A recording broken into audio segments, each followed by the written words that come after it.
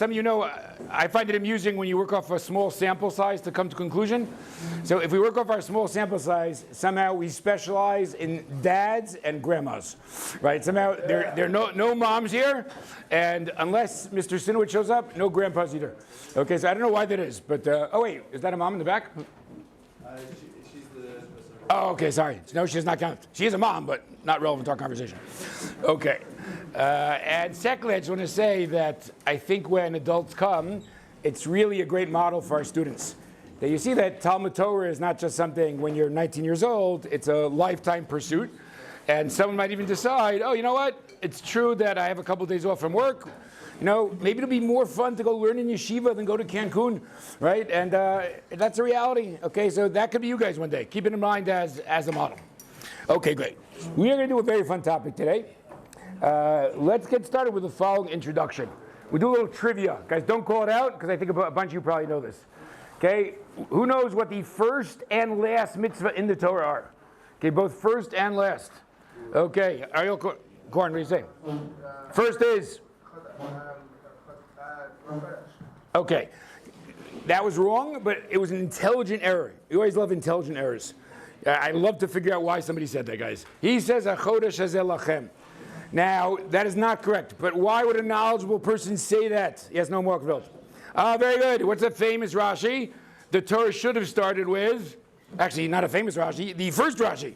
"Achodesh hazeh lachem," because Breshit is basically not mitzvot. So let's just go to the mitzvah section. HaChodesh Lachem. So don't worry, it was good mistake. But what actually is the first mitzvah? Evan Shraga. Puravu, excellent. Now I'm sure he knows this. I'm just going to ask him anyway. Evan Shraga, what is the last mitzvah? Oh, you're too clever. Okay, that's not fair. Wait, how come your physics teacher didn't tell you that? You didn't get to the last mitzvah. Okay, the last mitzvah is the mitzvah to write a Sefer Torah. It says, V'ata kitvu lechem et hashira hazot, and we say, what is the shira hazot? It is the Torah. Okay, so now we got puravu and writing a Torah. But clearly, writing a Torah is something that most of us in the room are probably not going to do in life, right? I imagine not too many people in this room are studying to be a sofer, right? So therefore, how exactly do we fulfill this mitzvah of writing a Torah? Okay, and another question one could ask would be, I know I just said writing a Torah, but what if someone thinks maybe the mitzvah is really about having a Torah, right? Maybe the mitzvah is we want every Jewish home to have a Torah in it. Wouldn't that be a very powerful symbol if every Jewish home had a Sefer Torah? So clearly, as we always say in the Gemara analysis, guys, good lumdus, you try for a test case. So here's pretty easy. How should we test if the mitzvah is to write a Torah, to produce a Torah, or to have a Torah? What will be the good test case? Go on, guys. It's pretty straightforward. What's a straightforward test case? If you? What? Yes, what if you inherit one? Your dad has a Torah. But just curious, does anyone have a Torah in their house? Oh, wow, nobody, no breakaway minyanim guys here. Oh, there we go. Okay, excellent. Okay, so I hope because if I make this joke. Okay, so I know that we Orthodox love breakaway minyanim. Does the conservative movement like breakaway minyanim? You know that you'll have a minyan in the house as opposed to the shul? It's actually a puzzle Torah, but it is a full Torah. Okay, so I guess it's not for breakaway minyan purposes. Okay, so in any case, what if you inherit one? Right? If the mitzvah is just to have one, so you've got it. If the mitzvah is to produce one, so it doesn't matter that your parents bequeathed you one. Okay, so guess what? That's Gemara right away in Sanhedrin. Let's look at the second source. Even though your parents left you one, mitzvah lichtov mishelo. The mitzvah is to write your own. Shenemar va'ata kitvu lechem et hashira. Okay, obviously, which word are we emphasizing? Kitvu, meaning not have a Torah, but produce a Torah. The double-jointed Alex Wolf, what do you say? If this is a different type of writing a Sefer Torah, why is it separate into You just said very interesting. Okay, so Alex is a knowledgeable fellow. He knows that there's special mitzvah with a king, one having to do with the Sefer Torah. But Alex, you might do an interesting comparison. Is the king, does he have a mitzvah to write a Torah, or does the king have a mitzvah to have the Torah with him? So I would raise that question first. But even if he has a special mitzvah, maybe there's an extra layer for the king. Right? That wouldn't be crazy. Let's try. You know what? Let's try an analogy. Okay, Alex Wolf, you're a nice guy. When, let's say there's a convert in your community, and you're extremely nice to him. In fact, you love the guy. How many mitzvah are you fulfilling? Okay, anyone else want to make a different answer? All right, Roey. Yeah, what are the two?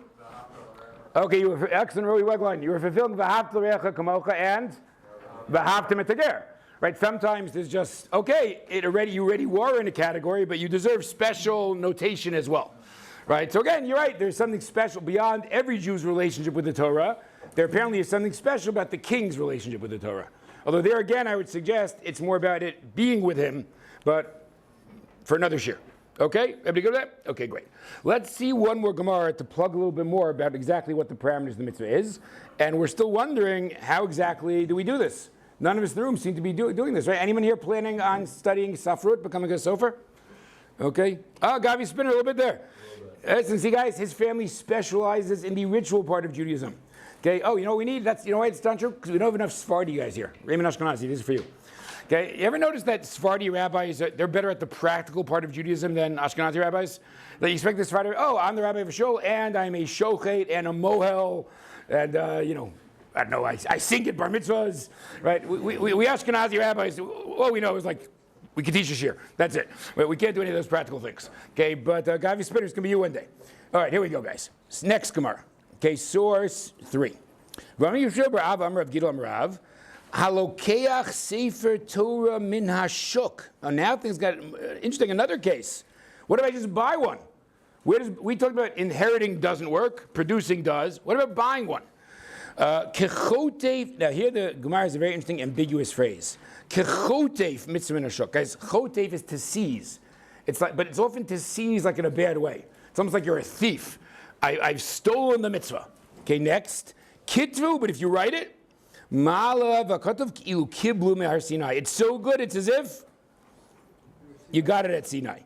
Okay, but now we have to deal with a little bit of ambiguity. Clearly, what does the Gemara favor? What's the best thing to do? Write it. Okay, but what about that other option? What do you say, guys? Does the language of buying it from the shuk, does it sound like I am fulfilling the mitzvah or I'm not? This language of, I've stolen it from the market. I've seized it from the marketplace. Does that sound like I'm Yotzei b'di'eved, or it doesn't sound like I'm Yotzei? What would you guys think? Okay. Who said not Yotzei? Who was it? I'm sorry? Okay. Why'd you call it wrong? Oh, you called it Noam or wrong? What'd you call it? No, I said not Yotzei. Okay. Hang in there, cuz. Someone's going to hold your theory. Okay. I haven't said it on video yet, so I should get it on video. Okay, Noam Brandris is my third cousin, twice removed. Okay, excellent. Okay, excellent, Noam. Okay, and who thinks you're Yotzei? Okay, so let's look at Rashi. Okay, well, good news, guys. Everyone's going to have their champion. Okay, what does Rashi say? Kechote mitzvah u'mitzvah avad. What does that mean? Well, if you're seizing a mitzvah, even if there's a negative phraseology of seizing, at the end of the day, what would Noam Walkenfeld argue? The Gemara still called it a mitzvah. I have seized the mitzvah. Aval ikata, but had I written it, have a mitzvah yiteir tzvei. So what's Rashi's reading this sugya? I'm Yotzei in a second-rate fashion. So, but now we have a new option, apparently. Apparently, if I buy a Torah, maybe that's also a way of being Yotzei the mitzvah. So we'll come back to that. That could be very significant later on. However, if we go to the Shulchan Aruch, let us see if he's on Rashi's team here.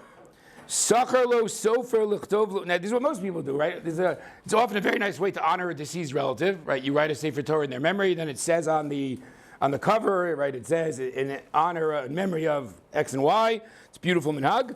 So a lot of people do this. Sachar lo sofer lichtov lo Sefer Torah. You rent it out. You hired a scribe. O shekano, or you simply bought one that was made. Okay, sorry. V'ueya mut'eh. And this is a different halacha. We'll get to the halacha in a second. It was mut'eh. What's the root there, guys? There was Jack? There was a mistake, like the word ta'ut. Okay? V'higio, and you correct it. Harizeh ki'ilu katvo. So notice, we now have another way to be Yotzei, perhaps. As long as, this is a huge kula. Oh, you don't have to produce the whole thing. What do you have to do? Just contribute towards it. So if you correct that one mistaken letter, you've done the thing. And you might have noticed when we have a Hachnasat Sefer Torah, very often a lot of people in the community line up to fill in the ink for one letter. Okay, so that might be based on this. Oh, you did some kind of contribution. Maybe you are Yotzei. Okay, we'll come back to that too. But what about buying? Let's go back to buying. But what if you buy it and you didn't correct it? Have a kachotev mitzvah minashuk, obviously quoting the language of menachot, but now the key three words, the eino yotzei bazeh. It's very interesting to see, cuz you're okay there. You're like the Shulchan Aruch, even if not like Rashi. Okay, so we now have a debate how to read that Gemara. Are you yotzei by buying it? Rashi would say yes, even if it's not ideal, and the Shulchan Aruch would say no. So let's just sum up where we are so far. What have we seen so far in terms of this mitzvah? We all know what the ideal would be. Ideal would be right. Okay, we all know when you're not yotzei. When you're not yotzei, you simply inherit it. If you simply inherit it, you're not yotzei. What are two other possible means, short of writing it apparently, that we've seen? Maybe if you buy it, according to Rashi, and even not according to Rashi, if you correct it. Oh, that would be a great trivia question. I should try that out on the light rail next time. Okay, what do you think, guys? Why would it be better to buy a puzzle Sefer Torah than a kosher one? Because you could fix it and do the mitzvah. There you go. Wait. Maybe that's what your mom and dad are doing over there. Okay, they're setting up the mitzvah by having a puzzle Sefer Torah in the house. Very clever move there. It's not for breakaway minion purposes. It is for mitzvah ktivat Sefer Torah purposes. Yeah, no. Is there a difference then between commissioning it versus buying it? Okay, that was very good. The second line is Okay, so Noam said something very clever, because you could have logically differentiated, but guys, had the Shulchan Aruch seem to present it though? You guys probably, if you read it carefully? Right, who said it? Totally correct. Didn't he present it as the same? Look at that first line of Shulchan Aruch, guys. What does he say? Sachar lo sofer lechtov lo sefer Torah. That's Noam Welkenfeld's point. You commissioned it. But what's the second example? Oh, check it out, or you bought it. So even though Noam in theory has a great distinction, Rav Yosef Kar does not seem to think it matters, right? when you said that no mistake, you mentioned commissioning it again, the second line. Well, let me ask the question. It's very clever what you said, Noam, but if I don't differentiate in the first case, is there more reason to differentiate in the second case? I mean, I like your logic in theory to differentiate. I just think once you haven't differentiated in case one, I'm not sure why you would differentiate in case two. All right, Gedalia. You know, you're excited? Because there's like a Gabbai type topic. Your Gabbai spirit has been like awakened. Yeah. I had a quick question regarding fixing a Sefer Torah with repairing the slot in any way also count? Meaning, I think if it was kosher, then you're not. No, if it was, you're saying other ways of. It's interesting. I have to think about it. That's very good. I'm not sure. Yeah, Rui. If you were a child who was called up to check whether an iron was an iron, Okay. is that considered enough of a contribution? Yeah, I don't think so. Okay, just to clarify, Chris, any of you ever seen this happen? When you're not sure sometimes if this letter is legible or not, right? So interestingly enough, there's a custom to call up a child. Because why is a child advantageous there? Right, because again, what is the problem we all have, guys? If you're, let's say you're Choni Belino, and you know all the parshas which you've laid. Not so strong in the parshas you haven't laid, but you know all the parshas which you've laid. So when he gets up there, he's a bad person to ask, because he knows what it's supposed to say. And if you know what it's supposed to say, your mind is just gonna see it. But the kid doesn't know it yet. So the kid is a great check. Oh, I just thought of another great trivia question. This is a fun day. Okay, guys, let's say you are 11 years old. And you say to your parents, I don't go to shul today. And your parents say, I can tell you two roles that are unique to a child in shul. We need children in shul. There are two things only a child can do. Who can tell me the two things? Nathaniel. Okay, excellent. So if it's Friday, remember guys, we discussed this in Shiur, if it's Friday night, where if you keep the minhag to say Kiddush in shul, but you're not Yotzei, so we give the wine or grape juice to a child. And now we have another one. Okay, so that's it. The two moments of a kid shining in shul, right? Drinking grape juice on Friday night and checking if the Torah is written correctly. Okay, now I was hoping something would happen, which didn't happen. Someone was going to say the wrong answer, but it didn't happen. You guys let me down by not saying the wrong answer. Well, I was waiting for someone to say and to do glila, right? In a lot of your shows, do they give glila to a kid? Yeah. Right? But guess what, guys? It's actually the wrong thing to do, right? I know it's so interesting how human experience ends up overriding the halachic reality. in halacha, it's actually considered more honorable to have glila and not hagba. Glila is considered the more honorable kibud. Okay, but we all know, we men like to be very proud of our physical prowess, so it's embarrassing to get glila, right? We want to be hagba men, right? So I think that's how it developed, that some shuls just started giving glila to a kid. But there is no halacha like that glila is a kid's mitzvah. In fact, I have this weird thing I'd like to do. It's never going to happen though, guys. But in every shul in the world, 2 guests walk in. One is 6'2", one is 5'4". The 6'2" guest gets hagba, and the 5'4" guest gets glila, right? That's correct? Is that what you do? Oh, we lost our gabbai. Where'd you go? Okay, that is what, Norm. I want to be in a shul one day where they decide the opposite, right? Let's give it a shot. Let's see what happens if the 5'4" guy gets glila and the 6'2" guy gets hagba and the 6'2" guy gets glila. I think that would be interesting. But yes, Rui. The problem is, though, after he does hagba, he's sitting down. He's going to have to do hagba a second time with 6'2" guy. Okay, not bad. Okay, you're saying the practical issue is not what I thought it was. It's a different practical issue. Okay, next. Okay, so now let's get to some commentary.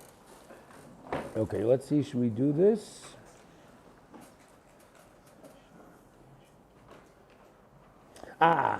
Okay, so the Minchas Chinuch is a little bit unsure about...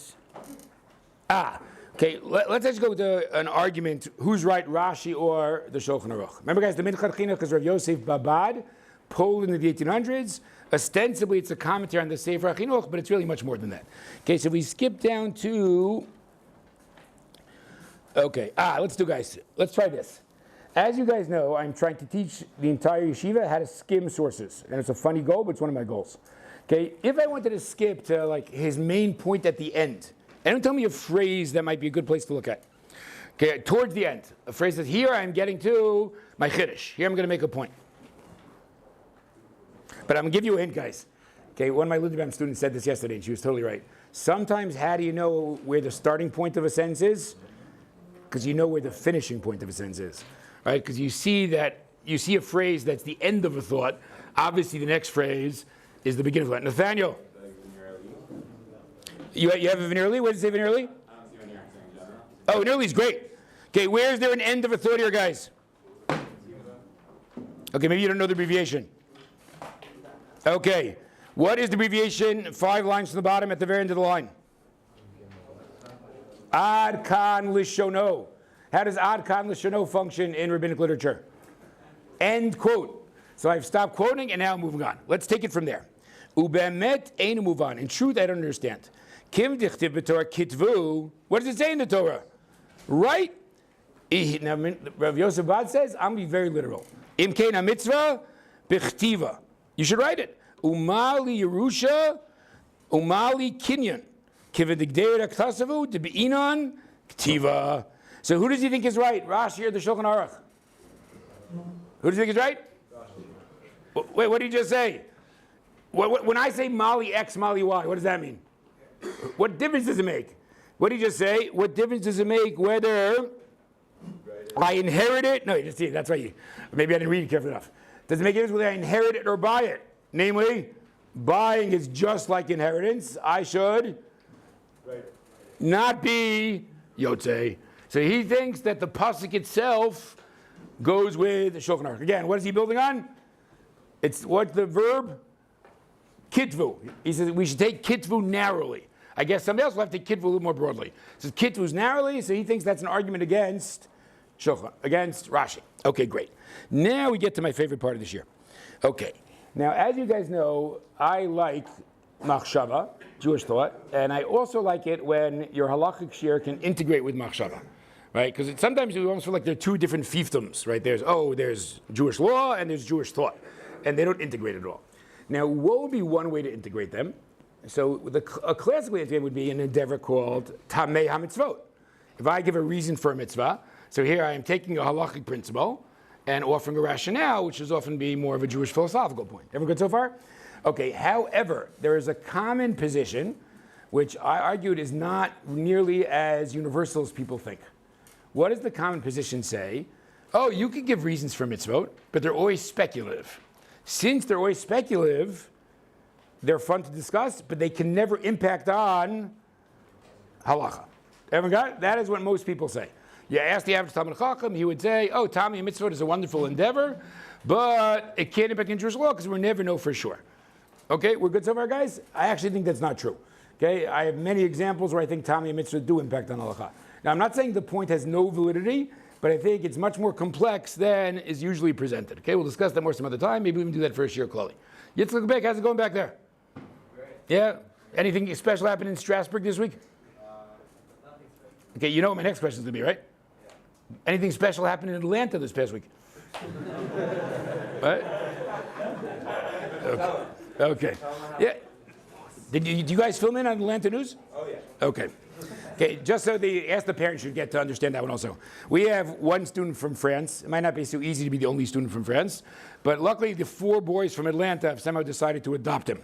I don't know exactly why Strasbourg is like an offshoot of France, of Atlanta, but somehow Last year what? was LA. What? Last year was LA. They adopted Hugo. Oh, really? How come I didn't know that? Wow. Not supposed to actually. Okay. Has anybody adopted our English guy? You think he doesn't need help? Well, man, Ariel. 1776. Wow, you don't need it. You don't want it? I don't need that. Okay, fine. All right. So in any case, let's say I'm interested in this endeavor of finding a rationale for mitzvot, and I'm going to see if it could impact on the halacha. Okay, so some of you probably know this already. There's certain svarim that specialize in this endeavor of Tamei HaMitzvot. So if you're like me and you like Tamei HaMitzvot, I would say there's like 3 svarim, but what is the most classic sefer to look at? Sefer HaChinuch. Guys, remember what Sefer HaChinuch is? Based on the Parsha, he lists all 630 mitzvot, but what does he do every single time? Not only explain the mitzvah, but offer rationale for the mitzvah. So if you like this kind of thing, Tamei HaMitzvot, Sefer HaChinuch is your man. And now, he does something amazing, guys. How many of the 613 mitzvot does he give a rationale for? All 613. Why is that surprising? Meaning even things like Para Aduma. So Para Aduma, which the Midrash presents as the classic chok that we don't understand, he gives it a suggestion. Okay, so you'd love to hear that, right?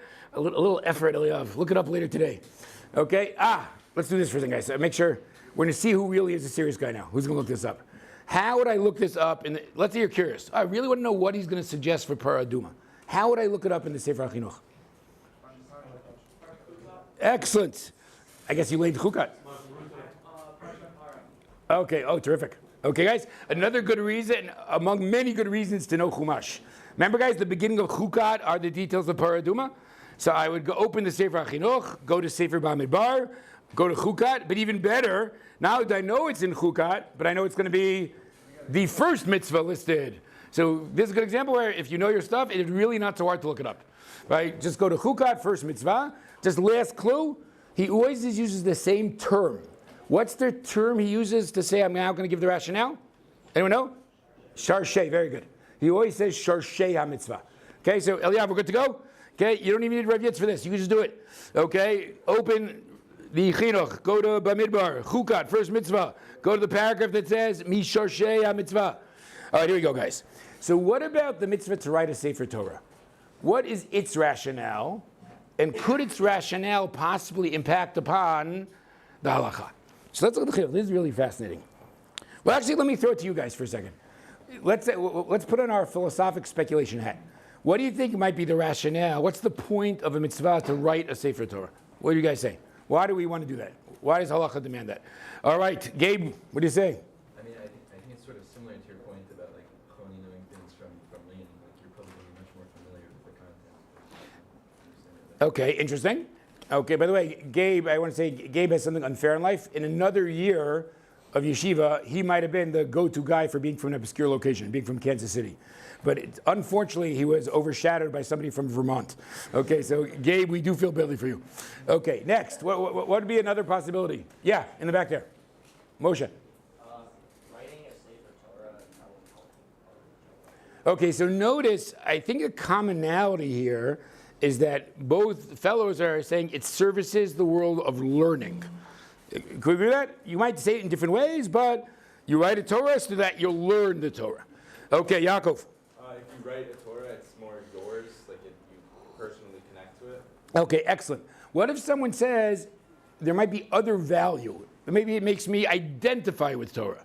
Now, identifying with Torah is not the same as, exactly, study. And couldn't you agree, guys? Now, again, you might say to me, Rabbi, keep Tamei Mitzvah out of it. But what if I did bring it in? Wouldn't the details change a little bit, whether the mitzvah is to promote learning or to promote identity? Right? You all agree with that? Okay, any other comments on that before we move on? You have other suggestions? Eden Fader. Just to more generally ensure the continuity of Torah. Interesting. You're saying we need a Torah for Judaism to continue, so, okay, not bad. Yeah. It's a mass assignment commitment. And Is that mass assignment because it's expensive or for other reasons? Or because it's difficult, right? it's a big endeavor. All right, so I was thinking buying it, right? You're writing it, right? Okay, fair enough. Okay, anybody else on that? We're good? Okay, Noam. Maybe the difference is if it's about learning it, you might say that writing it is preferred because then you know every letter and you're spending a lot of time on it. But if you just buy it, there's no imperative necessarily to learn it. The truth is, I really wonder. I should ask a Sofer this, guys. What do you think? Do you think a Sofer is able to concentrate on the meaning of the words, or he's so caught up in getting the form right? I'm wondering. Right? Before he writes it. I know, but I always feel like your attention is elsewhere. I mean, I don't know. I have no idea. It would be interesting to ask us over that. What? Once you're writing a Sefer Torah, you just go into a flow, and you're not really thinking. No, that's exactly what I'm suggesting. I'm wondering if they dafka are not thinking about it so much. 20 of the Torah, you're thinking the learning. No, I imagine that they might know the Torah by heart. But that's not the same as thinking what's shot in Gadol Avonim Minaso. They might not be thinking about that when they're writing Breshit, right? So the Sofer that I was talking to, when he's writing, because he was constantly learning Sukkim, and he would think of the Gemara that corresponds to this word, but not necessarily this word means this. Once you're in the Oh. state, it just goes. Okay, So that's funny. You already know. That's again where being a Talmud Chacham might get in the way. As he's writing, he's thinking about a sugya in Baba Basra. Okay, but that might not be so ideal though. Okay, but in any case, let us go to Sefer Chinuch. Let us see how he defines the rationale of writing a Torah. Mishar Shem Mitzvah. Okay. Lefi sheyadua b'bnei adam, she'em osim kol devreim. When are people active?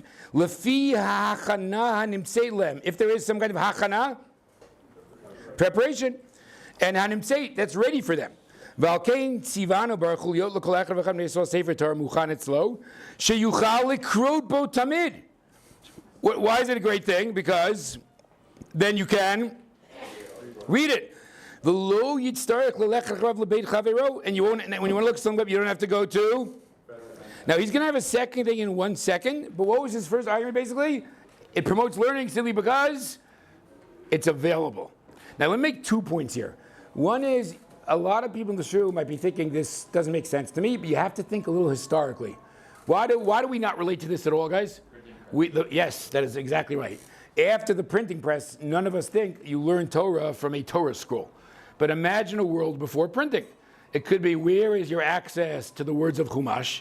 Your access is the local Sefer Torah. In fact, if you want to see something cool, guys, if any of you ever visit the yeshiva called Otniel for Shabbat, very interesting yeshiva, and there's a very interesting Talmid Chacham there named Rav Re'em HaKohen.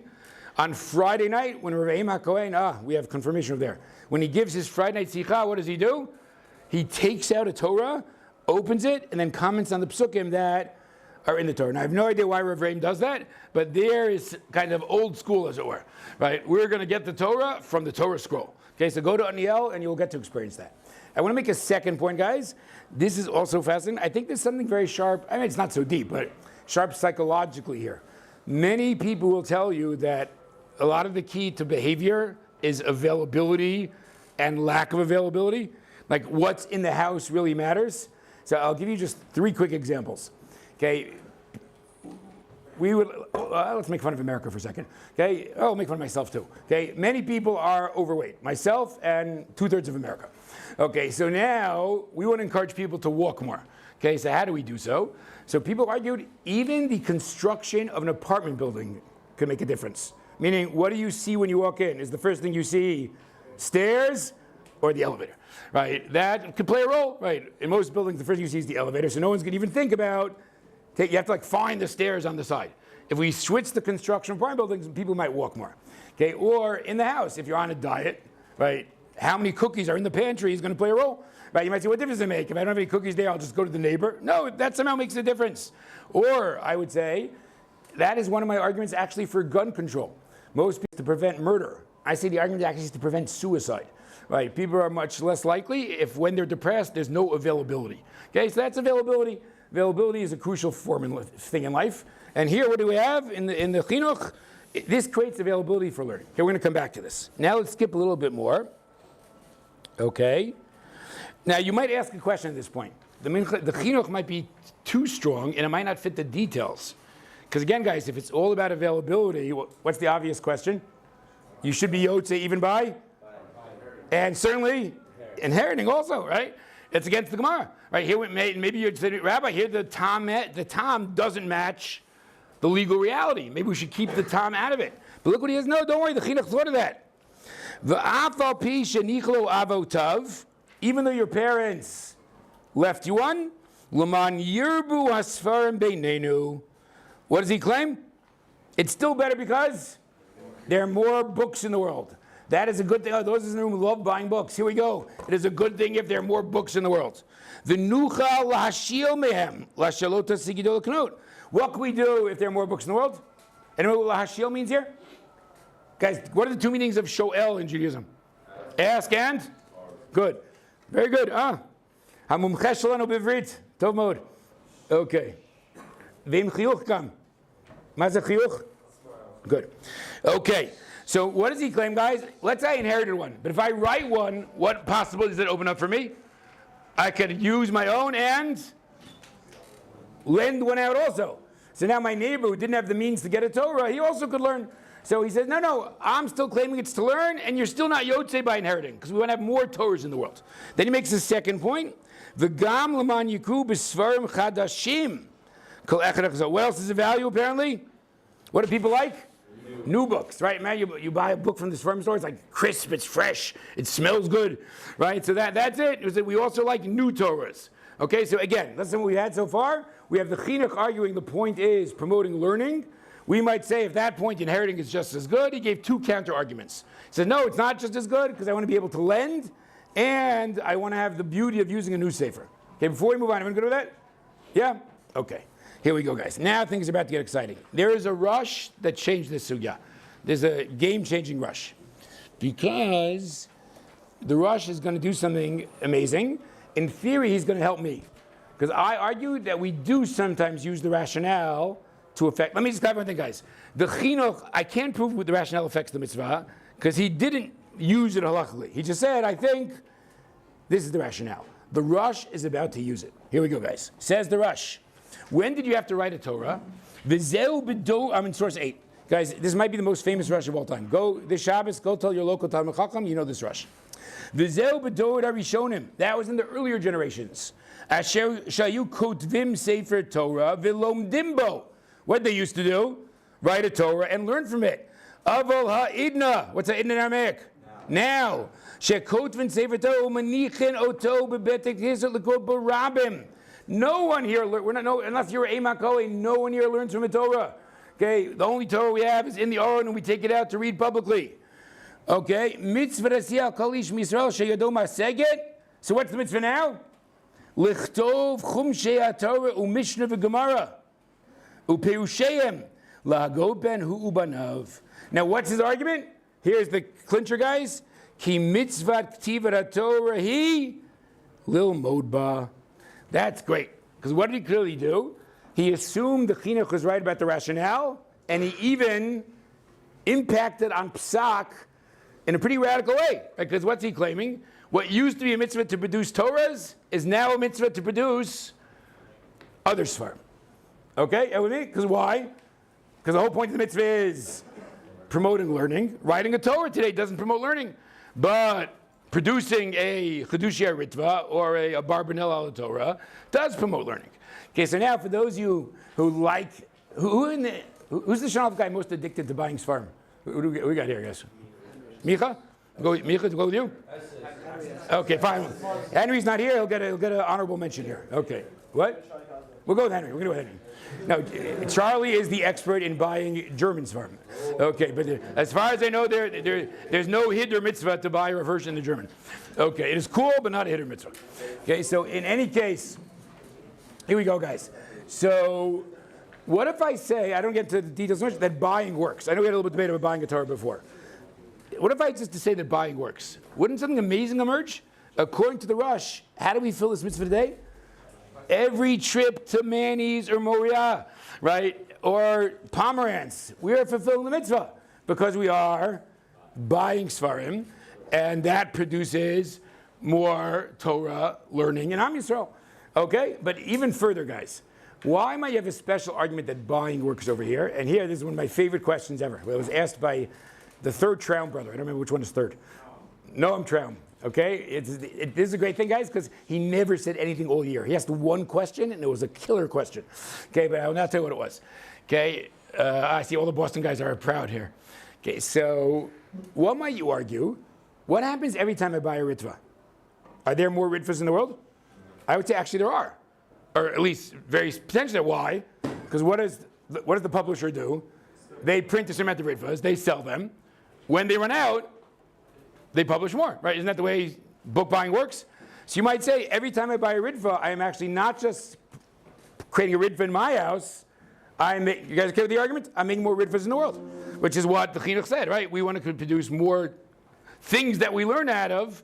Items to learn out of. Once was a Torah, according to Rush, now is other books. So that's great.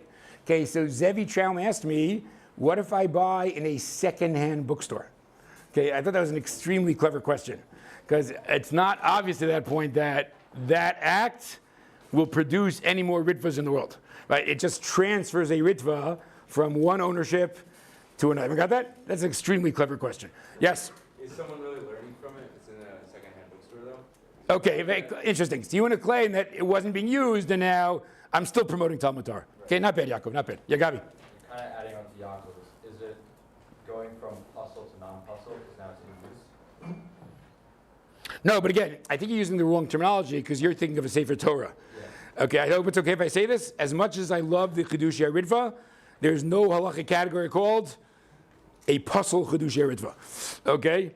Yeah. Right, so, Gabi, if you don't mind, I'm just going to use your terminology for humor for a second. Okay, don't take it personally.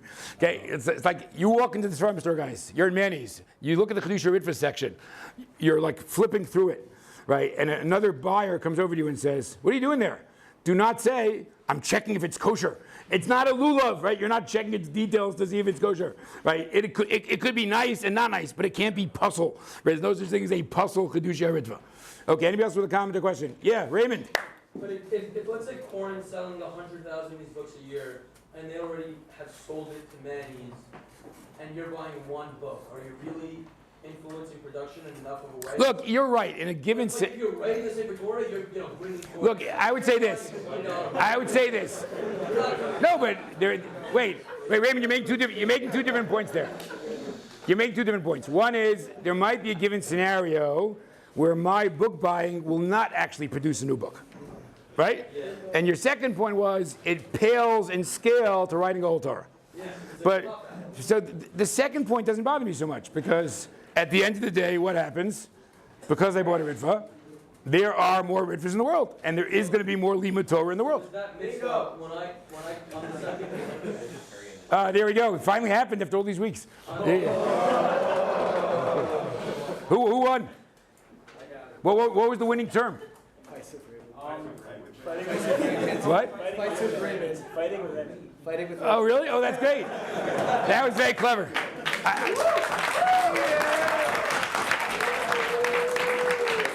Guys, I like that because it's not just things I say; it's like things that happen also. Okay, who made it? Who made the list? I did that one. No, Morgenfeld. Very good. Very good. Okay.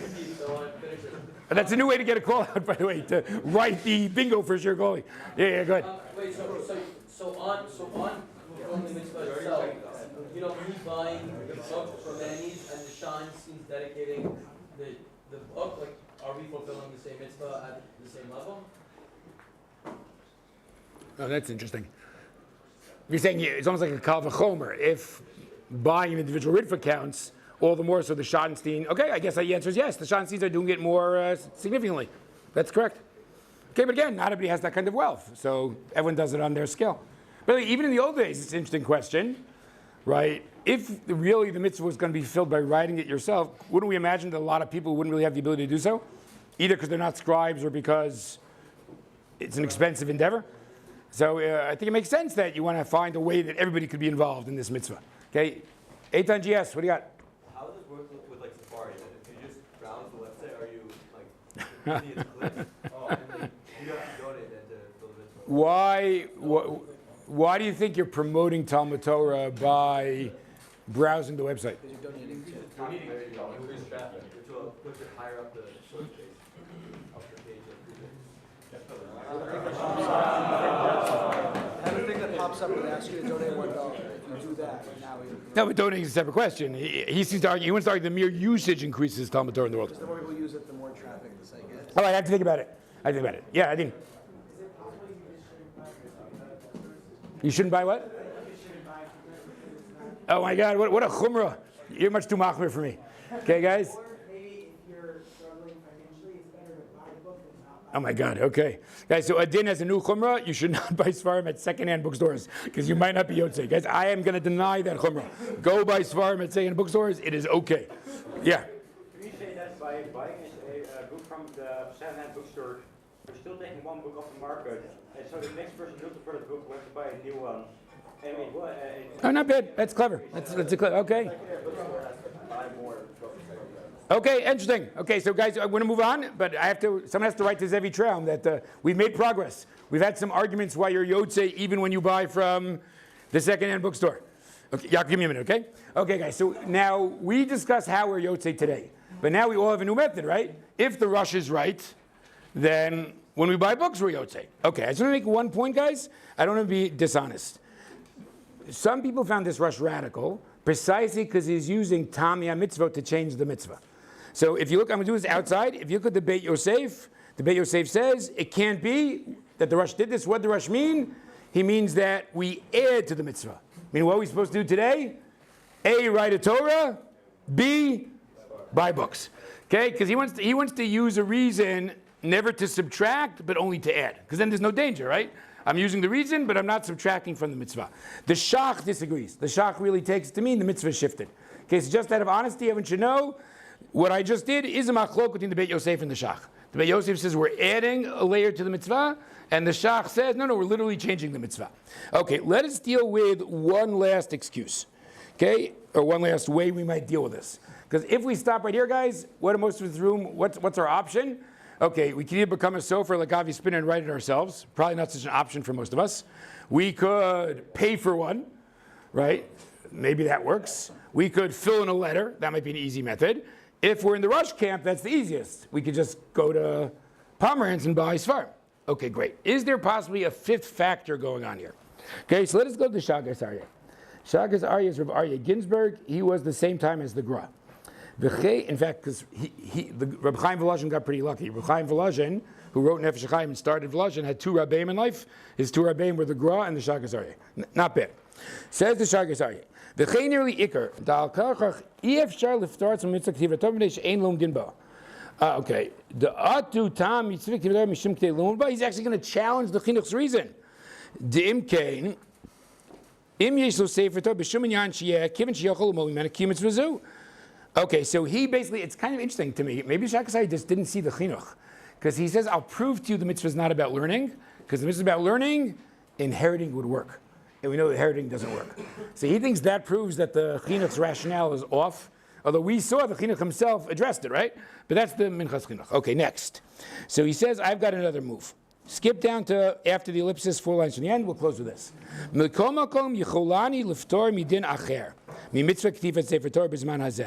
I could make everybody exempt from this mitzvah.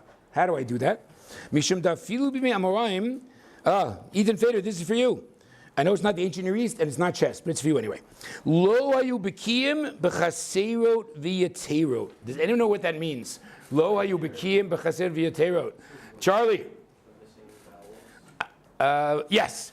Okay, but not necessarily nekudot, but Okay, what if guys, the Torah spells the word sukkah. The Torah, in theory, could use two different spellings of the word sukkah. What are the two different spellings? With a vav or without a vav. Okay, those are called chaserot v'yaterot. Now, I know we did an amazing job through Jewish history. The scribes did an amazing job of copying the Torah and not making mistakes.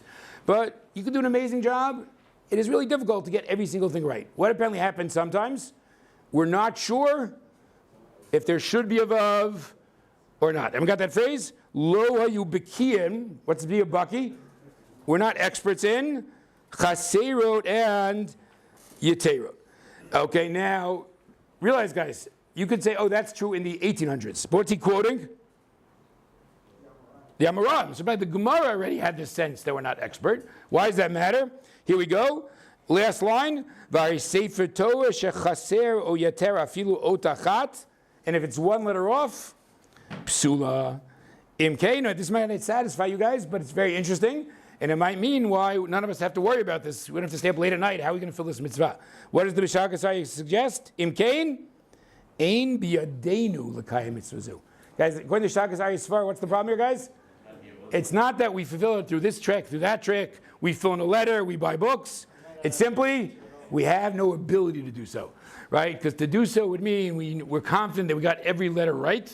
Since the Gemara says we're not clear about chaser v'yaterot, we can't function with such confidence. Guys, this is also very, very well known Shagas Aryeh. But I think it's also important because, I know this is a much deeper question, not for us right now, but I got 1 minute left, so I'll sneak this in. Like sometimes people think like if you admit any possible error, that's it, everyone's going to become not from. I think it's a big mistake, right?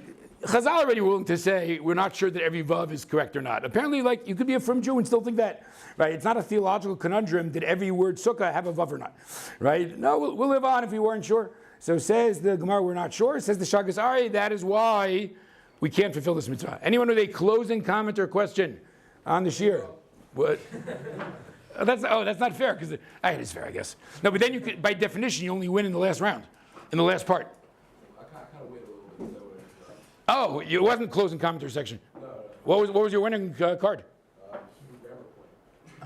What was my Hebrew? Oh, I think we got to go to the judge. We got to go to the judges on that one. I'm not sure about that. Not sure about that one. Oh, wow, Emmy. Emmy, don't take this personally. It's just for a joke. I never realized you could cheat on bingo. Okay. Apparently, even on bingo, you could cheat. Yeah, good. What that, guys? That is a great way to end Shiur. The dad justified the son. He's the second place bingo winner. Excellent. Okay. All right, guys. Everybody have a great Shabbat.